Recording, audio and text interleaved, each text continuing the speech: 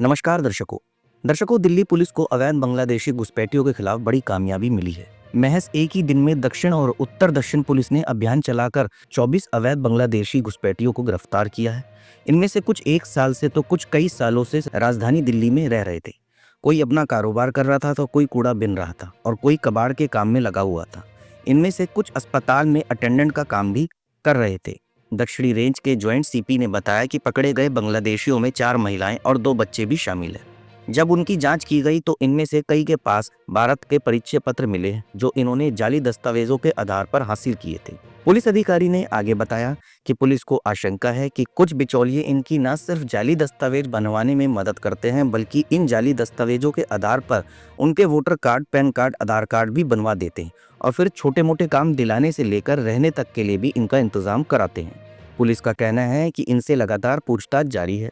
कुछ नाम सामने भी आए हैं जो इन घुसपैठियों की दस्तावेज बनवाने में मदद करते थे। वैसे तो दिल्ली पुलिस अवैध बांग्लादेशी घुसपैठियों के खिलाफ लगातार कार्रवाई करती है, लेकिन दिसंबर महीने में जब दिल्ली में लेफ्टिनेंट गवर्नर ने दिल्ली पुलिस कमिश्नर को पत्र लिखकर अवैध बांग्लादेशियों के खिलाफ अभियान तेज करने के लिए कहा था, उसके बाद से दिल्ली पुलिस ने घुसपैठियों के खिलाफ अपना अभियान तेज कर दिया था।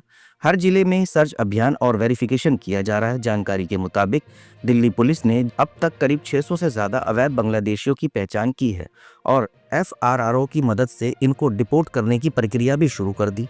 100 से ज्यादा अवैध घुसपैठियों को अब तक वापस भेजा जा चुका है। इसके अलावा दर्शकों, घुसपैठ और अवैध अप्रवास रोकने के मकसद से लोकसभा में मंगलवार को अप्रवासन और विदेशी विधेयक 2025 पेश किया गया था। अमित शाह की तरफ से गृह मंत्री नित्यानंद राय ने विधेयक पेश करते हुए कहा कि किसी को देश में आने से रोकने के लिए ये बिल नहीं लाया गया, बल्कि इस बिल का मकसद है कि जो भी विदेशी भारत आए वह यहाँ के नियमों का पालन करके ही आए। कांग्रेस सांसद मनीष तिवारी और TMC के सौगत राय ने बिल का विरोध किया। इस विधेयक का मकसद भारत में इमिग्रेशन नियमों को मॉडर्न बनाना है और उन्हें मजबूत करना है। यह बिल भारत में दाखिल होने और यहाँ से बाहर जाने वाले व्यक्तियों के संबंध में पासपोर्ट या बाकी यात्रा दस्तावेजों की जरूरतों और विदेशियों से संबंधित मामलों को रेगुलेट करने की शक्तियां केंद्र सरकार को देगा। इनमें वीजा और रजिस्ट्रेशन की जरूरत और उससे संबंधित मामलों को शामिल किया गया। इमिग्रेशन से जुड़ा यह विधेयक देश की सुरक्षा के लिहाज से काफी अहम है। इस विधेयक में कानूनी स्थिति साबित करने की जिम्मेदारी राज्य की बजाय व्यक्ति पर डाल दी गई है।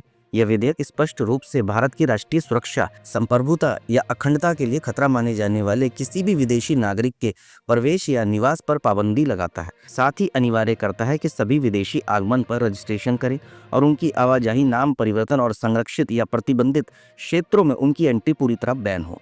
इसके अलावा शैक्षणिक प्रतिष्ठानों, अस्पतालों और नर्सिंग होम जैसी संस्थानों को इमिग्रेशन ऑफिसर को विदेशी नागरिकों की जानकारी देनी पड़ेगी। प्रस्तावित कानून में इमिग्रेशन नियमों के उल्लंघन के लिए सख्त सजा का भी प्रावधान किया गया है।